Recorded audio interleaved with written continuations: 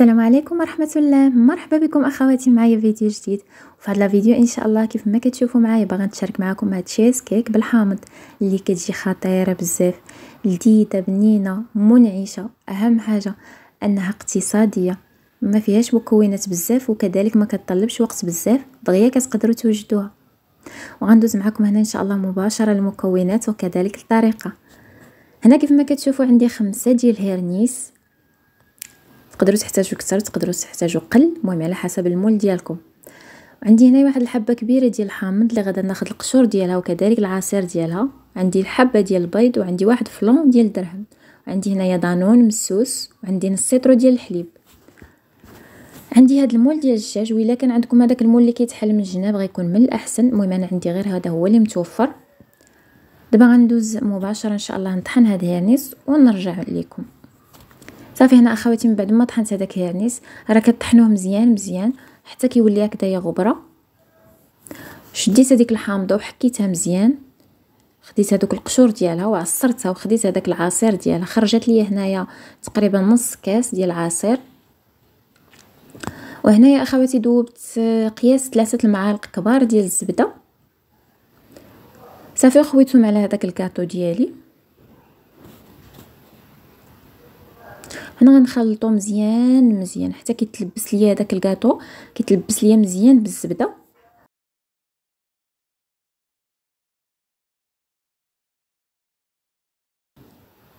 صافي دابا غادا نخويه في المول.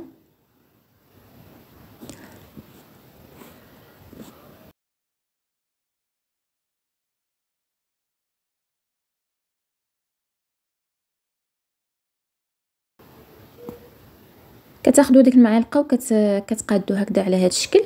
غادي نبدا نسرح فيه وكيتقاد هكذا باش كيجي كامل متساوي، ما كتجيش جهه طالعه وجهه نازله، وكنقادو حتى من الجناب. صافي وغادي نحطو في الثلاجه. هنايا خديت واحد البريق، خويت فيه داك نص لتر ديال الحليب وضفت ليه هاد القشور ديال الحامض، وغادي نحطو فوق البوطه يتبخ شويه داك الحليب مع داك الحامض باش كيطلق فيه داك النسمه ديالو مزيان. وهنايا خديت واحد الكاسرونه، خويت فيها هذيك البيضه وضفت هذاك الفلون. هذا راه غير فلو عادي، هذاك ديال الفاني، هذاك ديال الدرهم. صافي وغادي نضيف 3 المعالق كبار ديال النشا، 3 المعالق يكونوا عامرين مزيان. وغادي نضيف 3 المعالق كبار عامرين مزيان ديال سنيده.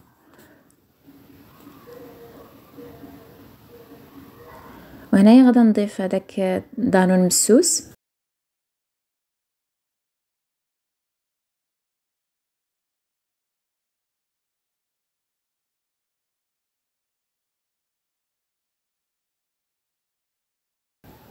صافي وغنحرك كلشي مزيان مزيان حتى كيندمجوا هاد المكونات مع بعضياتهم.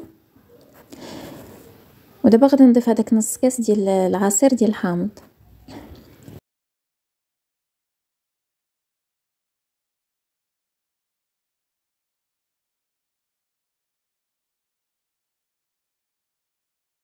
وهنايا جبت واحد الصفايه وخديت هذاك الحليب بعد ما طبخ مزيان مع داك الحامض، وغادي نضيفو على باقي المكونات. هنايا صفيتو على حسب هذوك القشور ديال الحامض اللي فيه.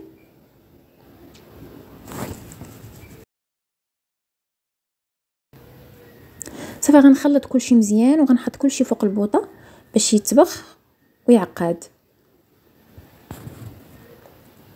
هانتوما اخواتي من بعد ما حطيت هاد المكونات فوق البوطه راه كتستمروا بالتحريك حتى كيبان لكم عقاد ولا بحال هكا، راه كتولي عندكم واحد الكريمه رائعه وخاطره. صافي هنايا خرجت هذاك المول ديالي من الثلاجه، ودابا غنضيف هذيك الكريمه على هذاك الكاطو. صافي هنايا خديت هاد المعلقه ديالي وغادي نسرح هذاك الكريمه فوق هذا الكاطو، غنوزعها هكذايا فوق الكاطو كامل بواحد الشكل يكون متساوي. صافي اخواتي وفي هذه الاثناء غندخل للثلاجه باش تبرد ويتماسك وغنرجع لكم ان شاء الله. وهنا اخواتي من بعد ما بردات هذيك تشيز كيك ديالي وجدات كتجي على هذا الشكل، راه دغيا كتبرد، ولكن من الاحسن تخليوها تبرد مزيان مزيان حيت كل ما بردات كتجي لذيذه ومنعشه اكثر. بالنسبه علاش قلت لكم في الاول كتحتاج هذاك المول يعني اللي كيتحل من الجناب، غير على حسب الشكل، يعني على حسب هذاك المول كتقدروا تزوقوه كيف ما بغيتو. كتعطي واحد المنظر، يعني كتعطيها حقها اكثر، كتبان اكثر من الجناب، كتولي باين الديكور ديالها كيفاش داير. بالنسبه لهذا المول ديال الزاج راه نفس لوغو نفس كلشي، ولكن الديكور اللي ما كيبانش مزيان، يعني ما كيبانوش هذوك الطبقات اللي انا باغاهم يبانوا. ولكن من بعد ما غنقطعها ان شاء الله كيف ما كتشوفوا معايا هنا غادا تبان لينا الطبقه ديال الكاطو، كذلك غتبان لينا الطبقه ديال الكريمه.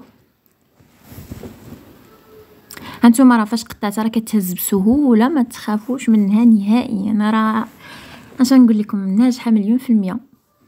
صافي خديت فوق منها واحد الطريف ديال الحامض، كتقدموها على هذا الشكل، راه صراحه كتجي منعشه لذيذه خطيره بزاف بزاف. كنتمنى انكم تجربوها وترجعوا عندي التعاليق وتقولوا لي كيفاش جاتكم وتقولوا لي الراي ديالكم. والله صراحه راه كتجي خطيره. صافي اخواتي، كنتمنى الا عجبكم هذا الفيديو ما تبخلوش عليا بالضغط على زر جيم، غير باش تشجعوني باش نزيد نعطي اكثر ان شاء الله. وانا غنكون وصلت للنهايه ديال الفيديو. تهلاو لي فراسكم ونتلاقاو بفيديو اخر ان شاء الله. مع السلامه.